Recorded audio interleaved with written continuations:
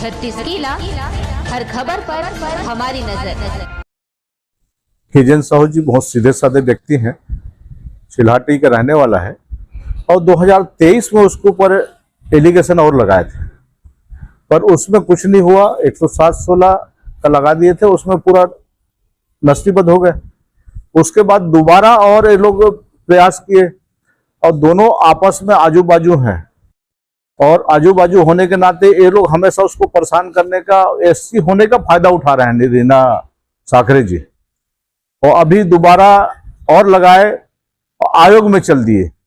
आयोग में जाने के बाद आयोग से चिट्ठी आया, उसमें बिना जांच किए, जबकि ST/SC एक्ट में, एट्रोसिटी एक्ट में बिना जांच किए आज के तारीख में प्रकरण दर्ज करने का मामला नहीं बनता है, पर इनके द्वारा बिना जांच के प्रकरण दर्ज कर दिए और उनके ऊपर उनको जेल भेजने की तैयारी कर रहे हैं। आज मेरे द्वारा IG साहब से भी बात हुई, अभिषेक सांडिल जी से, और मैं बोला हूं कि ऐसा सा है, इसमें आप संज्ञान लें, उसके बाद भी करें।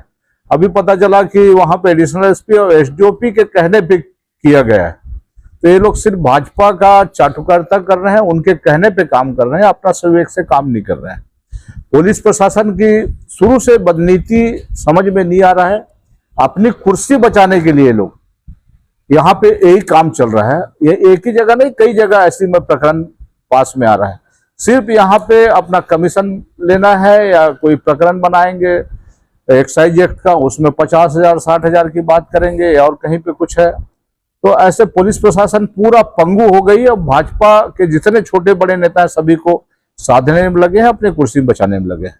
अब मैं इसकी घोर भर्त्सना करता हूं और निंदा करता हूं और उनको बोला हूं मैं आज अपने IG साहब को कि इसमें संज्ञान में लें और उसमें सही जांच करने के बाद ही उसको एट्रोसिटी एक्ट लगा लें। तो वादा तो किए हैं करने का, अब देखो क्या होता है आगे, 1-2 दिन में पता चलेगा। आप लोग निर्भीक पत्रकार हैं और लोगों की जन जन की आवाज को आप लोग पहुंचाते हैं, जिसको देख के ये लोग सोचते हैं कि हमारा पोल खुल जाएगा।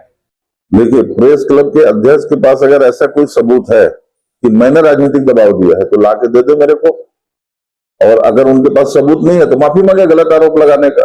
क्योंकि आप प्रेस वाले जो हो, आप वो लोकतंत्र के स्तंभ हो कि किसी के कहने पर आरोप लगा देना और प्रमाण सहित आरोप लगाना, दोनों में अंतर है।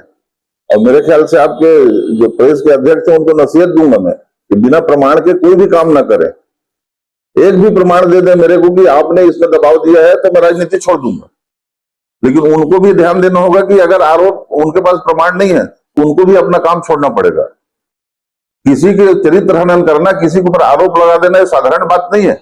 एक बार चरित्र हनन हो जाता है तो उसकी भरपाई नहीं होती, चाहे आप कितना भी माफी मांग लो। इसलिए बिना प्रमाण के किसी भी व्यक्ति, मैंने मेरे ऊपर भी नहीं कह रहा हूं, मैं आपके ऊपर भी कह रहा हूं कि किसी भी व्यक्ति को बिना प्रमाण के किसी के ऊपर भी आरोप प्रत्यारोप नहीं लगाना चाहिए, इससे बचना चाहिए।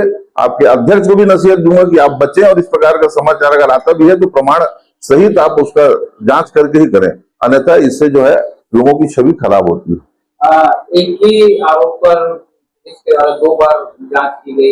एक जांच में जो है हिजन साहू को क्लीन चिट दी गई, उसके बाद आयोग के संज्ञान लेने के बाद में तड़फड़ में मामला दर्ज कर दिया गया। अब उसको पुलिस वाले बताएंगे, उसको मैं नहीं बता सकता किस आधार पे FIR किए, क्यों किए, पहले क्या किए, वो पुलिस का मैटर है, इसलिए पुलिस से पूछे ज्यादा अच्छा है।